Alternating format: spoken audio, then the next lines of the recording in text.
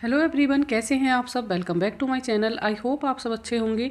यहाँ पर हम करने वाले हैं डेली करंट अफेयर की क्लास। इस क्लास में हम शामिल करते हैं नेशनल और इंटरनेशनल दोनों तरह के करंट अफेयर के question.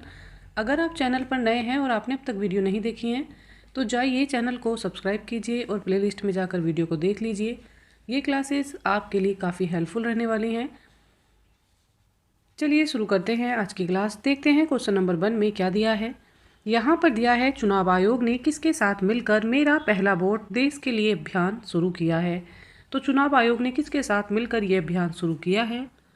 Right answer option number B हो जाएगा, शिक्षा मंत्रालय। चुनाव आयोग ने शिक्षा मंत्रालय के साथ मिलकर मेरा पहला वोट देश के लिए अभियान शुरू किया है। ऑप्शन नंबर बी करेक्ट है। चलिए जानते हैं इसके बारे में। लोकसभा चुनाव के मद्देनज़र पहली बार मतदान कर रहे युवाओं में मतदान के प्रति रुझान बढ़ाने के लिए चुनाव आयोग ने शिक्षा मंत्रालय के साथ मिलकर मेरा पहला वोट देश के लिए अभियान शुरू किया है। इसके तहत 28 फरवरी से 6 मार्च के बीच उच्च शिक्षण संस्थानों में अभियान चलाया जाएगा। ये 28 फरवरी से 6 मार्च के बीच शिक्षण संस्थानों में चलाया जाएगा। यहाँ पर right answer option number B है, शिक्षा मंत्रालय। चलिए देखते हैं क्वेश्चन नंबर 2। क्वेश्चन नंबर 2 में दिया है, आयुष मंत्रालय ने आयुर्वेद को बढ़ावा देने के लिए किस देश के साथ समझौता किया है। तो इन्होंने किस देश के साथ समझौता किया है। Right answer option number B हो जाएगा, थाईलैंड। आयुष मंत्रालय ने आयुर्वेद को बढ़ावा देने के लिए थाईलैंड देश के साथ समझौता किया है। चलिए जानते हैं इसके बारे में। आयुष मंत्रालय के तहत राष्ट्रीय आयुर्वेद संस्थान जयपुर और थाईलैंड के थाई पारंपरिक और वैकल्पिक चिकित्सा विभाग ने आयुर्वेद और थाई पारंपरिक चिकित्सा में सहयोग के लिए एक समझौता ज्ञापन पर हस्ताक्षर किए हैं। यह समझौता नई दिल्ली के हैदराबाद हाउस में आयोजित थाईलैंड संयुक्त आयोग की 10वीं बैठक के दौरान हुआ, जो भारत और थाईलैंड की संयुक्त आयोग की बैठक थी। इस बैठक का मुख्य उद्देश्य क्या है, आयुर्वेद को पूरी दुनिया में, पूरे विश्व में फैलाना है। ऑप्शन नंबर जो बी है ये करेक्ट हो जाएगा, थाईलैंड। चलिए देख लेते हैं क्वेश्चन नंबर 3। क्वेश्चन नंबर 3 में दिया है, हाल ही में राष्ट्रपति द्रौपदी मुर्मू द्वारा लेखपाल के अध्यक्ष के रूप में किसे नियुक्त किया गया है। तो कौन बने हैं लेखपाल के अध्यक्ष। यहाँ पर right answer option number C हो जाएगा, अजय माणिकराव खानविलकर। ये लोकपाल के अध्यक्ष के रूप में नियुक्त हुए हैं। चलिए जान लेते हैं इनके बारे में। राष्ट्रपति द्रौपदी मुर्मू ने पूर्व एससी जज जस्टिस अजय माणिकराव खानविलकर को लोकपाल का अध्यक्ष नियुक्त किया है। यह पद पिछले 2 सालों से खाली था। पिछले अध्यक्ष न्यायमूर्ति पिनाकी चंद्र घोष ने 27 मई 2022 को अपना कार्यकाल पूरा किया। न्यायमूर्ति खानविलकर ने 13 मई 2016 से 29 जुलाई 2022 तक सुप्रीम कोर्ट में जज के रूप में कार्य किया है। खानविलकर 13 मई 2016 से 29 जुलाई 2022 तक सुप्रीम कोर्ट में न्यायाधीश रह चुके हैं।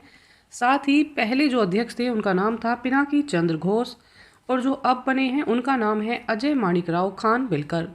यहाँ पर right answer option number C हो जाएगा। देखते हैं क्वेश्चन नंबर 4। क्वेश्चन नंबर 4 में दिया है, आरबीआई द्वारा वार्षिक वित्तीय साक्षरता सप्ताह का आयोजन कब और कब तक किया जा रहा है। इस सप्ताह का आयोजन कब और कब तक किया जा रहा है। Right answer option number B हो जाएगा, 26 फरवरी से लेकर 1 मार्च तक। आरबीआई द्वारा वार्षिक वित्तीय साक्षरता सप्ताह का आयोजन 26 फरवरी से लेकर 1 मार्च तक किया जा रहा है। चलिए जानते हैं इसके बारे में। भारतीय रिजर्व बैंक आरबीआई 26 फरवरी से 1 मार्च 2024 तक आयोजित अपनी वार्षिक वित्तीय साक्षरता सप्ताह FLW अभियान के माध्यम से युवाओं के बीच वित्तीय साक्षरता को बढ़ावा दे रहा है। इस सप्ताह का नाम क्या रखा गया है। इसका नाम है वार्षिक वित्तीय साक्षरता सप्ताह। और इस वर्ष की थीम क्या रहने वाली है, एक सही शुरुआत करें, वित्तीय रूप से स्मार्ट बने। ये है इस वर्ष की थीम। और इसका आयोजन कौन कर रहा है। इसका आयोजन आरबीआई कर रही है, जो 26 से 1 मार्च तक चलने वाला है। जान लेंगे वर्तमान में आरबीआई के गवर्नर कौन हैं। तो वर्तमान में आरबीआई के गवर्नर शक्तिकांत दास हैं। चलिए देखते हैं क्वेश्चन नंबर 5। यहाँ पर दिया है, वर्ल्ड गोल्ड काउंसिल द्वारा भारत के नए सीईओ के रूप में किसे नियुक्त किया गया है। तो कौन बने हैं भारत के नए सीईओ वर्ल्ड काउंसिल के द्वारा। यहाँ पर राइट आंसर क्या हो जाएगा। Right answer option number A हो जाएगा, Sachin Jain. World gold council के द्वारा भारत के नए सीईओ के रूप में सचिन जैन को नियुक्त किया गया है। जानते हैं इनके बारे में। वर्ल्ड गोल्ड काउंसिल ने हाल ही में सचिन जैन को भारत का नया सीईओ नियुक्त किया है। वह मार्च 2024 में कार्यभार संभालेंगे। वह सोम समुद्रम पीआर की जगह लेंगे। इससे पहले कौन थे वर्ल्ड काउंसिल के सीईओ? तो उनका नाम था सोम समुद्रम पीआर। अब बनने वाले हैं सचिन जैन। अग्रणी सोने की खनन कंपनियों के एक संघ के रूप में कार्य करती है। तो ये किसके रूप में कार्य करती है? ये खनन कंपनियों के संघ के रूप में कार्य करती है। राइट आंसर है यहाँ पर सचिन जैन। देखते हैं क्वेश्चन नंबर 6। क्वेश्चन नंबर 6 में दिया है इसरो के दूसरे स्पेसपोर्ट की आधारशिला किस राज्य में रखी गई है? तो किस राज्य में इसरो के दूसरे स्पेसपोर्ट की आधारशिला रखी गई है? Right answer option number D हो जाएगा तमिलनाडु। तमिलनाडु राज्य में इसरो के दूसरे स्पेसपोर्ट की आधारशिला रखी गई है। जान लेते हैं इसके बारे में। प्रधानमंत्री नरेंद्र मोदी ने हाल ही में तमिलनाडु के कुलशेखरपट्टिनम में भारतीय अंतरिक्ष अनुसंधान संगठन इसरो के दूसरे स्पेसपोर्ट की आधारशिला रखी। इस प्रोजेक्ट पर 950 करोड़ रुपए खर्च होंगे। तो किसने इसकी आधारशिला रखी? प्रधानमंत्री नरेंद्र मोदी ने रखी, जो तमिलनाडु के कुलशेखरपट्टिनम में खोला जाएगा।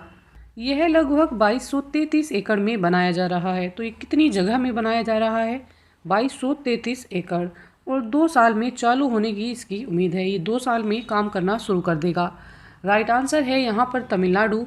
चलिए देख लेते हैं question number next. Question number 7 में दिया है हर वर्ष राष्ट्रीय विज्ञान दिवस कब मनाया जाता है? तो कब मनाया जाता है? प्रत्येक वर्ष नेशनल साइंस डे। यहाँ पर right answer option number C हो जाएगा 28 फरवरी को। 28 फेब को हर वर्ष नेशनल साइंस डे के रूप में मनाया जाता है। भारत में हर साल 28 फरवरी को राष्ट्रीय विज्ञान दिवस के रूप में मनाया जाता है।